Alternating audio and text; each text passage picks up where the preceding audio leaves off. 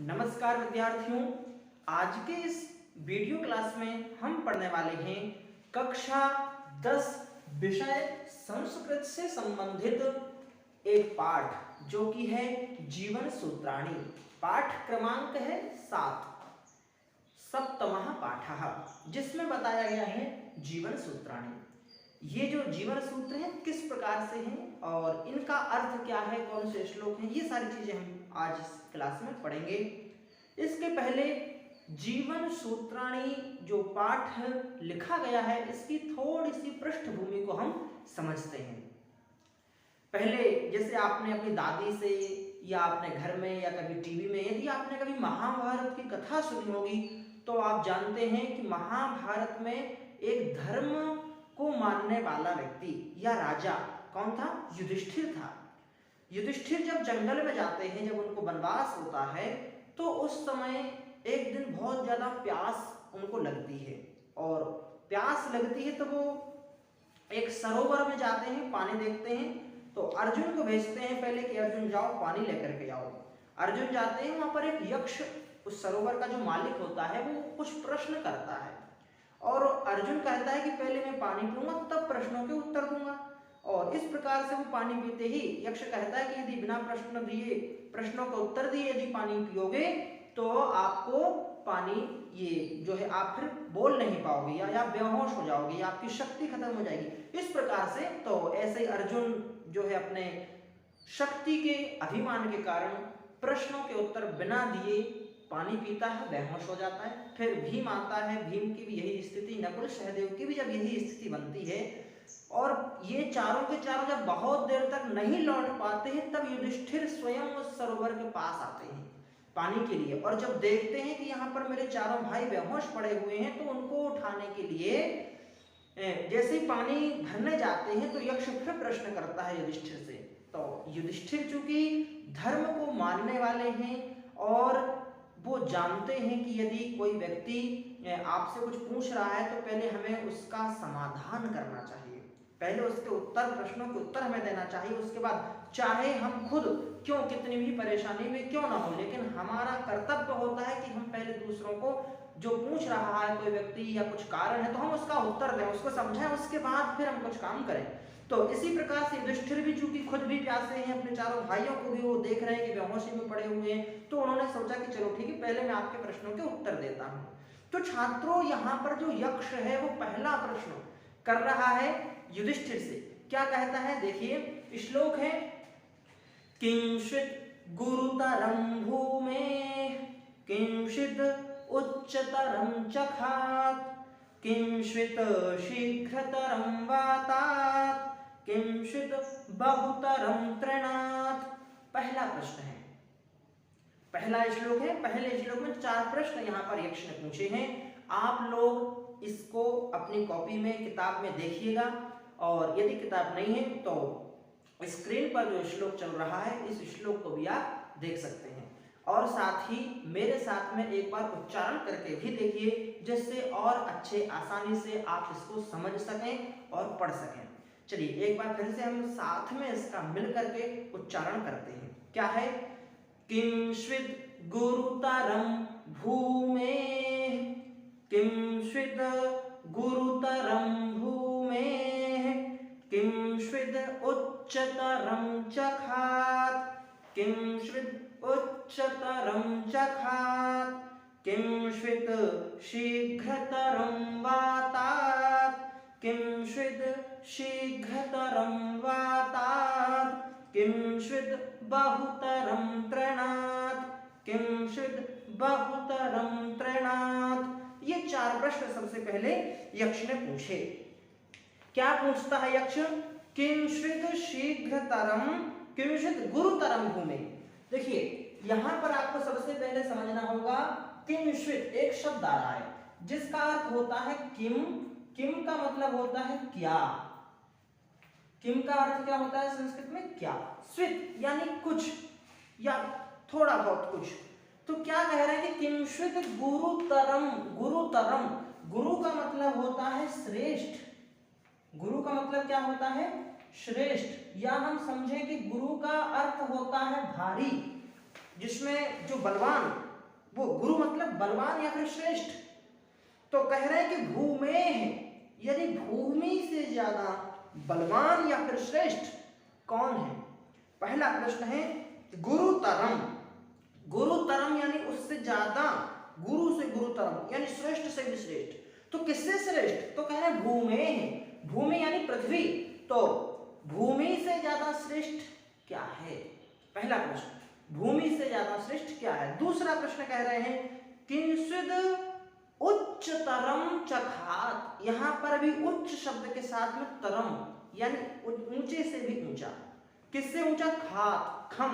एक शब्द यहां पर आया है खम। खम का अर्थ होता है, देखिएगा, खम का अर्थ होता है आकाश। क्या शब्द है? खम। खम का मतलब होता है आकाश, और खात यानी आकाश से पंचमी विभक्ति लग गई खम शब्द में, तो क्या बन गया? खात। यानी कह रहे हैं कि किंचिद उच्चतरम, ऊंचा, क्योंकि हम देखते हैं हमारी नजर उठा करके सबसे ऊंचा हमें क्या दिखता है? आकाश दिखता है। अब प्रश्न पूछा गया है कि आकाश से भी ऊंचा क्या है। दूसरा प्रश्न यक्ष ने पूछा। तीसरा प्रश्न पूछ रहा है किंचिद शीघ्रतरम वातात्। वात यानी वायु, वात यानी वायु, और वातात् यानी वायु से शीघ्रतरम, शीघ्र का मतलब होता है जल्दी। तो कहा कि ऐसी कौन सी चीज है, किंचित यानी क्या है ऐसा, शीघ्रतरम यानी तेज चलने वाला, किससे? वातात् यानी वायु से। तो ऐसी कौन सी चीज है जो वायु से भी ज्यादा तेज चलती है? तीसरा प्रश्न। चौथा प्रश्न कह रहे हैं किंचित बहुतरम तृणात्। तृण, तृण का मतलब होता है एक घास का टुकड़ा, छोटा सा, जिसको तिनका हम कहते हैं, हमारी भाषा में क्या कहते हैं? तिनका। जो चिड़िया होती हैं, घोंसले जो बनाती हैं चिड़ियाएं, पक्षी जो होते हैं, वो जब घोंसला बनाते हैं तो कई सारे छोटे छोटे से तिनके दूब के, घास के, वो बीन करके लाते हैं जो सूखे होते हैं, और फिर उनसे वो अपना एक घोंसला बनाते हैं।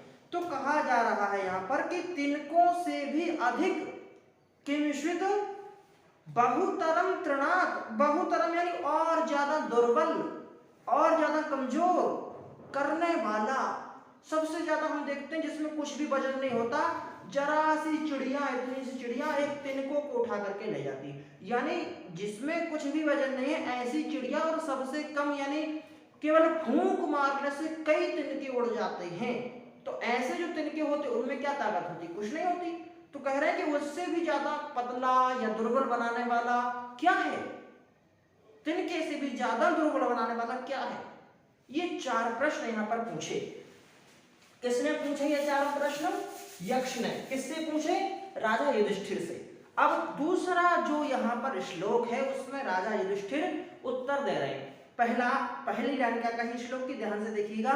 माता गुरुतरा भूमेः, बोलिएगा साथ में, माता गुरुतरा भूमेः खात पितोच्चरस्तथा, खात पितोच्चरस्तथा मनः शीघ्रतरं वातात्, मनः शीघ्रतरं वातात् चिंता बहुतरी तृणात्, चिंता बहुतरी तृणात्। चारों प्रश्नों के चार उत्तर युधिष्ठिर ने दिए यक्ष को। क्या क्या उत्तर दिए पहले श्लोक को समझते हैं, फिर चारों के हम यहाँ पर लिख करके भी समझेंगे क्या है। पहला प्रश्न था कि किंचित गुरुतरम भूमे, गुरुतरम यानी श्रेष्ठ या बलशाली, क्योंकि भूमि क्या करती है? भूमि सब कुछ झेलती है, नदियों को झेलती है, पर्वतों को, सबका वजन किस पर है? भूमि पर है। और प्रश्न है कि भूमि से भी ज्यादा अधिक बलवान कौन है जो भूमि को झेल सकता है? तो उत्तर क्या आया? माता गुरुतरम भूमे। भूमि से भी गुरुतरम यानी श्रेष्ठ कौन है? तो कहा हमारी माँ, माता। जो माँ जो बच्चे को जन्म देती है वो भूमि से भी ज्यादा श्रेष्ठ होती है। फिर दूसरा प्रश्न था कि ऊंचा, खात पितोच्चरस्तथा, यानी जो पिता है हमारा, जो हमारे जो पिता होते हैं वो पिता या एक पिता जो है वह आसमान से भी ज्यादा ऊंचा होता है। आसमान से भी ज्यादा ऊंचा होता है एक पिता, तो भूमि से भारी या श्रेष्ठ हुई माता, आसमान से ज्यादा ऊंचा हुआ पिता। तीसरा प्रश्न था कि किंचित शीघ्रतरम वातात्, वायु से ज्यादा तेज चलने वाला क्या है? तो युधिष्ठिर ने उत्तर दिया कि मनः शीघ्रतरम वातात्, मन जो है वो वायु से भी ज्यादा तेज चलने वाला है। वायु तो यहाँ वायु है, यहाँ से 20 किलोमीटर आगे, 25 किलोमीटर या 50 किलोमीटर आगे जाने में कुछ मिनट का टाइम लेगी, लेकिन जो मन है विद्यार्थियों, शिक्षार्थियों, वह मन बहुत ज्यादा स्पीड से, वायु से भी तेज स्पीड होती है मन की। और यहाँ बैठा है, आप बैठे बैठे पढ़ रहे हैं और आपको पता भी नहीं चलेगा कि आप मुंबई कब पहुंच गए, गुजरात कब पहुंच गए, समुद्र के पास कब पहुंच गए। कहीं भी आप जा सकते हैं बैठे बैठे, कहीं भी घूम सकते हैं एक जगह बैठे, और वायु से भी तेज चलने की गति होती है मन की। इसीलिए उत्तर दिया युधिष्ठिर ने मनः शीघ्रतरम वातात्। और कहा कि जो दुर्बल बनाने वाली चीज, तृण से ज्यादा दुर्बल क्या होता है? तो कहा चिंता बहुतरी तृणात्। चौथा उत्तर दिया जो चिंता होती है, जो चिंता होती है वो क्या कहते हैं, तृण से भी ज्यादा दुर्बल बनाने वाली होती है। चिंता दिखती नहीं है, लेकिन जिसके मन में चिंता होती है, जिसके मस्तिष्क में चिंता लगी रहती है, वो व्यक्ति अपने अंदर ही अंदर कमजोर पड़ता जाता है। समझ में नहीं आता घर वालों को कि हमारे लड़के को क्या हो गया, हमारी लड़की को क्या हो गया। वो लड़का लड़की जो है 10वीं की परीक्षा है कि 12 की परीक्षा है, तो मन ही मन चिंता करते हैं कि हमें ये चीज समझ में नहीं आ रही है, या हमें ये विषय सब्जेक्ट क्लियर नहीं हो रहा है, और मन ही मन सोचते रहते हैं, और वो इतनी ज्यादा चिंता उनके मस्तिष्क में बैठ जाती है कि अत्यधिक वो दुबले पतले होते जाते हैं। या कोई माँ, उसके लड़कों की या लड़की की शादी नहीं होती या नौकरी नहीं लगती, ये कई सारी समस्याएं हैं जीवन में जो आती हैं। उन सभी समस्याओं को लेकर के घर वाले, परिवार वाले चिंतित रहते हैं। या कोई गरीब है तो गरीबी के कारण चिंतित है, कोई ज्यादा अमीर है तो पैसे बचाने के कारण चिंतित है कि कैसे छुपा लें, कैसे बच, कई प्रकार की चिंताएं व्यक्तियों को सताती हैं। तो इसलिए युधिष्ठिर ने उत्तर दिया कि चिंता बहुतरी तृणात्। चलिए, आज हमने जो है समझे केवल 4 प्रश्न और 4 उत्तर। इनको आप अच्छे से पढ़िए, अच्छे से समझिए। अगली क्लास में हम आगे के जो 4 प्रश्न और 4 उत्तर हैं उनको भी हम अच्छे से पढ़ेंगे। तब तक के लिए धन्यवाद।